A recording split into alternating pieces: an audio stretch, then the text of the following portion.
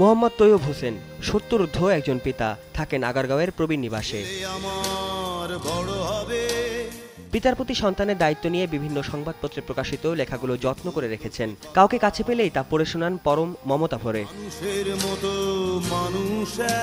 জানালেন ৪ সন্তানের মধ্যে দুজনই লেখাপড়া শেষ করে চাকরি আর সংসার নিয়ে ব্যস্ত, বাকিরা ব্যস্ত উচ্চশিক্ষা নিয়ে। জীবনের শেষ সম্বল পেনশন আর প্রভিডেন্ট ফান্ডের টাকা সন্তানদের বিয়ের খরচ আর ব্যবসায় দিয়েছিলেন। বাকি টাকা ব্যবসায় খাটিয়ে নিঃস্ব হয়ে গেলে সন্তানদের কাছে আর ঠাঁই মেলেনি তার।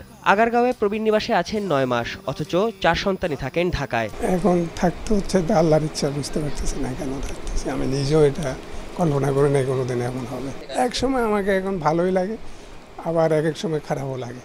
যে সময় খারাপ লাগে সে সময় একটু বেড়ে যায়। তৈয়ব হোসেনের সাথে একই কক্ষে থাকেন আর এক হতভাগ্য পিতা বেলায়েত হোসেন। পেশাগত জীবনে ছিলেন প্রকৌশলী।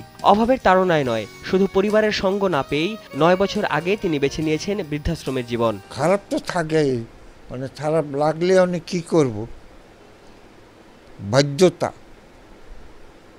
৯ বছর হয়ে গেছে, বুঝেন না। এই মানুষগুলোর কাছে বাবা দিবস নিয়ে আছে একরাশ অভিমান। তবুও বাবা দিবসে একটিই চাওয়া, অন্তত সন্তানেরা দেখতে আসবেন তাদের। মেয়েরা আমাকে আমন্ত্রণ করবে, আমি তো না। মেয়েরা তো এখনো কিছু বলে নাই, এইসব ফোন টোন করে নাই। আমি তাদের কাছে তো আমি চেতে পারি না।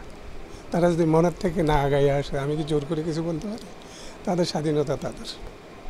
আমি তো মনে করি যে ছেলেমেয়েরা যদি আসে আমার সাথে দেখা করে যায়, এটাই সবচেয়ে আনন্দ। ঈদসহ নানা অনুষ্ঠান আসে চলে যায়, কিন্তু সন্তানদের কারোই দেখা মেলে না। যদি কেউ ফোন করে তাহলে সেটি হয় উৎসবে তাদের সেরা উপহার। সাদাত হাবিবি, নিউজ 9, ঢাকা।